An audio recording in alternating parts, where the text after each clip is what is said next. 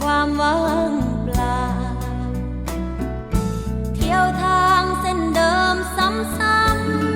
ๆกับงานประจำเก่าๆจนชีวิตของอ้ายทอดเหงามาแบ่งเบาความเดียวดายหายเหงาได้เพียงไม่นานผู้หญิงคนนั้นก็มาทวงใจบอกว่าอายกับเขาชีวิต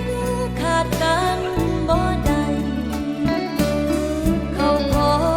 ให้น้องถอนใจอย่าให้เขาต้องเจ็บเลย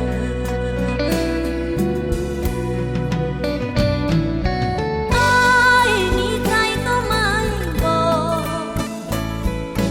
หากับใครก็ไม่เอ่ยปล่อยให้น้องหักกันเลยจุดที่ไม่ต้องเสียใจถอยกลับคืนก็เจ็บหาต่อก็บ่ได้พรุ่งนี้ที่อ้ายหายไปจะบอกหัวใจว่ายังไงดี